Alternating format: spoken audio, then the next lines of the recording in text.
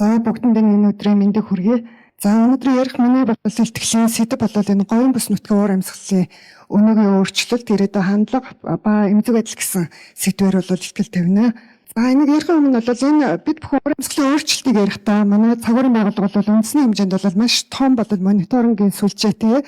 За үүнд нь болохоор зэрэг Монгол улсын хэмжээнд 320 суманд бол цагуурын ажилтнууд хэмжилтийг хийж байна. 320 суманд бол бичээрийн ургацын хэмжээ 1500 цэг дээр бичээрийн төлөв байдал, за 160 гаруй гол нууран дээр бол усны хэмжилт, за тэгэл бичээрийн хортон шавж, мал аж ахуй, тэгэл усны биологийн төрөл зүйл гэх мэтчлэн маш олон том болон мониторингийн системтэй. Энэ системийн өгөгдөл мэдээллийг бол ашиглаа бид нар яг бодит ажилтны мэдээлэл дээр тулгуурсан мэдээлэлээр бол ард иргэдэд үйлчлдэг байж байгаа. За ингээд энэхүү мэдээллийн үр дүнгээс үзэхэд энэ говийн бүсийн уур амьсгалын өөрчлөлт сүүлийн 1941-ээс 2023 оны хооронд 2.5 градусаар бол дулаарчгаад байгаа. За ялангуяа энэ хажуу талд нь энэ том болохоор зэрэг за өмнө говь аймгийн бол температур, за дээшгээ болохоор ингээ олон жилийнх нь цуваа, хойшгоо болохоор сар сарынх нь ерөнхийд нь аваад үзэхээр зэрэг дандаа цэнхэр ингээ хүүтөвтөр байж байгаа. Сүүлийн жилүүдэд дандаа бүх сарын температур дулаараад инэгдэг нь, дулаарал бүх сар дээрээ жигдхэн явж байна. Тэгэхээр бүх сард ерөнхийдөө дулааралт явж гин гэдгийг бүх хүмүүст бол ойлгохоор байгаа. За тэгвэл энэ дулааралт энэ агаар мандал дотроо явагдаад итим бол хөрсний гүнлүүгээ хэрхэн явагдаад байгаа юм бэ гэдгийг тэр цааталтай болохоор зэрэг 3 тас станцын гүний температурын зураг гэж байна. Тэгэхээр зэрэг энэ Т градусын нэвчилт сүүлийн 30 жилд ингээд 20 см-аар дээшилчихсэн.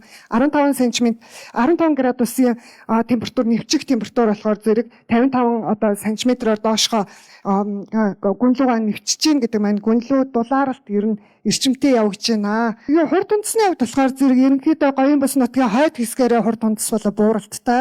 За өмнө говь аймгийн хувьд бол хурд үндэс нэмэгдэж байгаа юм төр төрх бол харагдж байгаа. Ялангуяа ингээд өмнө говь аймгийн дулааны улирлын хурд үндэсийг аваад үзэхээр сүүлийн 86 жилд 12.7% нэмэгдчихсэн. За өвлийн хурд үндэс бол 51% бол нэмэгдчихсэн. За тэгэхээр ер нь улирлуулын хувьд бол хурд үндэс маань ер нь ингээд нэмэгдэж байгаа. Иймэрхүү бол дүр төрх бас харагдж байна.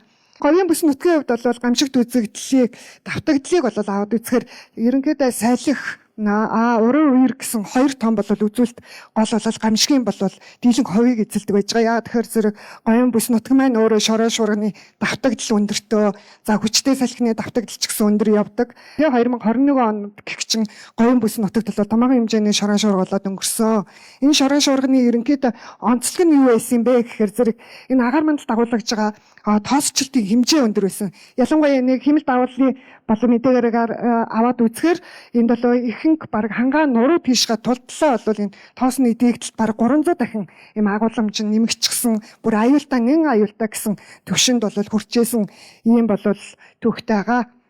За тэгвэл энэ уур амьсгалын өөрчлөлтийг болохоор зэрэг дэлхийн цагуурын байгууллагаас бол гаргасан тийм уур амьсгалын өөрчлөлт гэдгийг бид нар зөвхөн агаарын температур хурд үндэс бишээ. Энэ агаарын температурын захын утгууд хэрхэн өөрчлөгдөд байгаа юм. Хурд үндэсний үнэлгээ утга яаж өөрчлөгдөж байгаа. Энэ бүхэн чинь өөрөө нийгэм эдийн засагт хэрхэн нөлөөлж байгаа гэсэн тал дээр нь дэлхийн цагуурын байгууллагаас ер нь 80 гаруй бол ийм экстремал индексүүдийг гаргачихсан байдаг. За тэрүүгээр бол ерөнхийдөө тооцоолоод Монгол улсын хэмжээнд тэр ялангуяа өмнө говийн хэмжээнд хамгийн их нөлөө үзүүлж байгаа индексүүдийг бол авчихсан байж байна. За энд нь болохоор зэрэг тэр өмнө говийн агаарын үнэлгээ их температур за ингээд сүүлийн 30 жилд ер нь дулаан тал руугаа явчихсан. За үнэмшгүй их температур ч гэсэн дулаан тал руугаа шилжээд байна. Энэ маань юу хэлээд байгаа юм бэ гэхээр энэ температурын функц маань дулаан тийшгээ шилжиж байна. Ерөнхийдөө дулаан уур амьсгалж хаштаж зөнхлөд ахны энэ бүхнээс үүдэлтэй хүүтэн өдрийн тоо бол эрс буурч байна. За хит халуун өдөр буюу 30 градусаас халуун өдрийн тоо бол эрс нэмэгдэж байна гэсэн юм бол нөлөөлөл бол үзүүлж байна. За энэхүүд бол дулааралт энэ хит халалтын улмаас ч гэсэн сүүлийн жилүүдэд энэ цөлжилт газрын дөрөйдөл бас эрчимжиг тийшээ хандчихсан судлаач ч гэсэн өнөөдөр ярьчихлаа тий. Тэгэхээр тэр хамгийн цаатлынх нь болохоор зэрэг манай хүрээлэнгийн гаргасан хэмэл дагуулын мэдээллээр сүүлийн 20 жилийн энэ ургамлын бүрхөвчийн өөрчлөлт тэр ялангуяа тэр өмнө говь аймгийн өндөрлө улаагаад байгаа энэ ургамал бүрхөвчийн өөрчлөлт яг тэр улаан хэсэг дээр илүү их өөрчлөгдөж байгаа юм ба. За ялангуяа за цөлжилтийн өвч өнөөдөр ч ярьсан болохоор би нэг орхий. За бэлтгэшээрийн даацын хувьд бол сүүлийн 10 жилд энэ бэлтгэшээрийн даац за хонь толгой нөгөө талд уур амьсгалын өөрчлөлтөөс үүдэлтэй бол өмнө говийн хэмжээ 80 гаруй бол хувь дээр нь бол хит их хитрэлттэй гэсэн юм тоо болоод гарч чад байгаа. За гадаргын усны хомсдлын хувьд болохоор зэрэг ерөнхийдөө манайх бол жил энэ гадаргын усны хэлцэх юм бол хэмэл дагуулын мэдээлэлээр суурлаад болоо нуур тойрмыг бол тоолоод гаргадаг.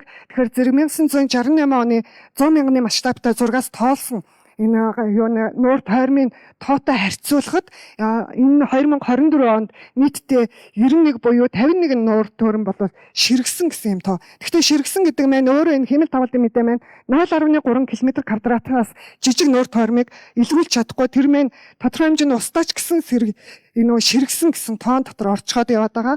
За нөгөө талдаа энд болохоор хорийн шилтийн индекс явж байна.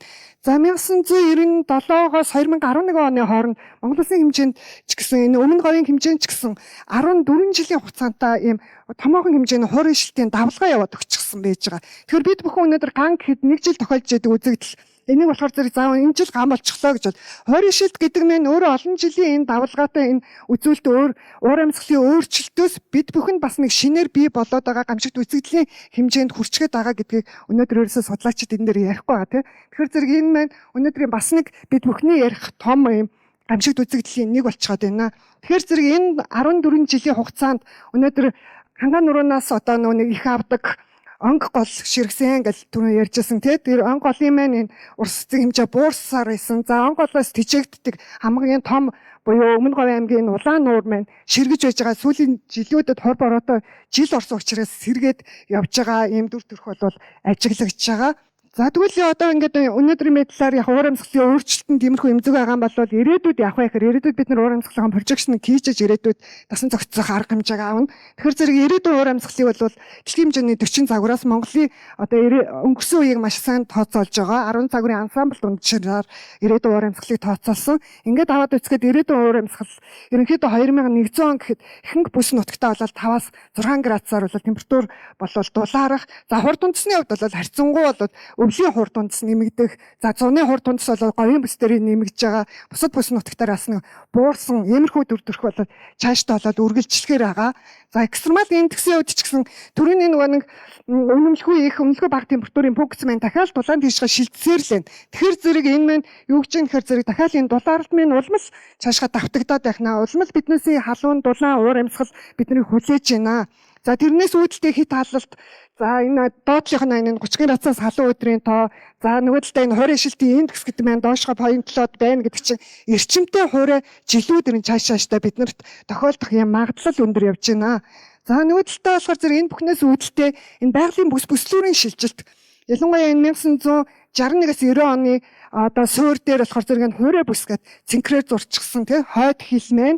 За энэ зууны дунд үе буюу 2050 он гэхэд хойшгаа хангаан нуруу тийшгээ тэлтэл буюу өөрөөр хэлбэл энэ маань 20 жилд 120 км/цагийн хурдтай бол хоошоо ингээд тэлэх иймэрхүү тооцоол гарсан. Тэгэхээр бид бүхнийг бол хуурай шил цаашдаа бол улам болвол нэмэгдэх юм дүр төрхтэй байна. За тэгээд энэ бүхний үндсэн дээрээс болоо хэлэхэд ерөнхийдөө бид нарыг болоод уур амьсгалын өөрчлөлтөөс өгч байгаа эерэг өөрчлөлтгүй яхаа аргагүй нь хурд унтас нэмэгдэж байгаа. Аль ч үйлдвэрлэлтэй нэмэгдэж байна тий. Хурд унтас нэмэгдэх өнөөдрийн байдлаар зэрэг нийлбэр хурд унтас нэмэгдэж байна. Дулаан үйлдвэрлэлт нэмэгдэж байна гэж байгаа боловч нөгөө талд аадар хурд унтас нэмэгдээ явж байна.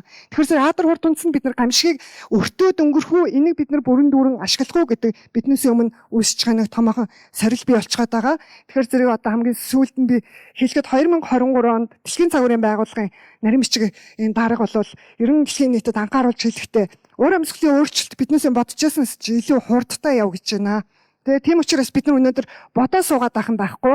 Та юу бодсноо шууд хэрэгжүүл биднэрт хугацаа байхгүй гэдгийг анхааруулж ясан. Тийм учраас ч гэсэн энэ хурлын үр дүн бол тодорхой хэмжээний хэрэгжинэ гэдэгт би бол найдварт итгэлтэй байна. Тэгээ ингээ бүгдэнд нь баярлалаа гэж тийм анхаарал тавьсан.